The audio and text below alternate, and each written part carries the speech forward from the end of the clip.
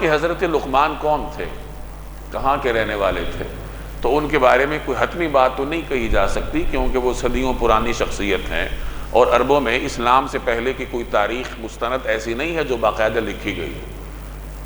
سب سے پہلے تو عربوں کی تاریخ کا جو تحریری طور پر باقاعدہ آغاز ہوا وہ جناب رسول اللہ صلی اللہ علیہ وسلم کی سیرت مبارکہ سے ہوا ہے۔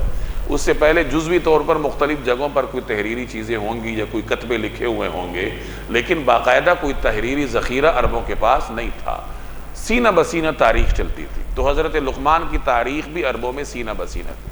سب سے پہلی بات یہ کہ حضرت لقمان کہاں کے رہنے والے تھے، تو مختلف آراء ہیں، مختلف تحقیقات ہیں لوگوں کی۔ بعض حضرات کہتے ہیں کہ حبشہ، مصر وغیرہ کے رہنے والے تھے، یعنی افریقہ کے علاقوں کے رہنے والے تھے، سیاہ رنگ کے تھے، حبشی تھے۔ ایک تحقیق یہ ہے کہ نہیں، عرب تھے، یمن کے رہنے والے تھے۔ کچھ لوگوں نے یہاں تک کہا کہ یمن کے بادشاہوں میں سے تھے، اور ایک تحقیق یہ بھی ہے کہ بنی اسرائیل میں سے تھے، اور حضرت داؤد علیہ السلام کے زمانے میں تھے، بلکہ ان کے قاضی تھے۔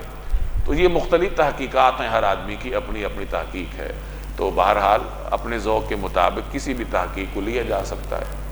تو حضرت لقمان کے بارے میں ایک بات تو یہ ہوئی کہ وہ کہاں کے رہنے والے تھے۔ دوسری بات یہ کہ وہ نبی تھے یا حکیم تھے، اس میں بھی دو آراء ہیں۔ کچھ حضرات ان کو نبی قرار دیتے ہیں، لیکن زیادہ تحقیقی بات یہ ہے کہ وہ نبی نہیں تھے، اللہ تبارک و تعالیٰ نے انہیں حکمت عطا کی تھی، انہیں حکیم بنایا تھا، اور اللہ تعالیٰ کے ایک برگزیدہ بندے تھے، تبھی تو اللہ تبارک و تعالیٰ نے قرآن کریم میں ان کا ذکر کیا ہے۔ ان کی حکمت کی باتیں بہت معروف ہیں، اور ان سے انسان کو بڑا فائدہ ہوتا ہے۔ جیسے چونکہ بعض روایات میں آتا ہے کہ وہ پہلے غلام تھے، تو ان کے زمانے غلامی کے مختلف واقعات نقل کیے جاتے ہیں۔ ایک واقعہ بیان کیا جاتا ہے کہ ایک مرتبہ حضرت لقمان اپنی مسند پر بیٹھ کر درس دے رہے تھے، لوگ ہمتن گوش تھے، ان کی باتیں سن رہے تھے۔ ایک شخص آیا، کوئی چرواہا، اور اس نے آ کے دیکھا کہ ایک آدمی بیٹھا ہے، درس دے رہا ہے، اور بہت سارے لوگ ہمتن گوش بیٹھ کر سن رہے ہیں۔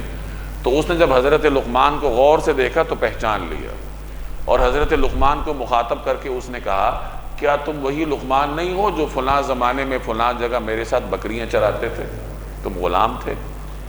تو لقمان نے فرمایا کہ ہاں میں وہی ہوں، تمہارے ساتھ بکریاں چراتا تھا، غلامی کی زندگی بسر کی میں نے۔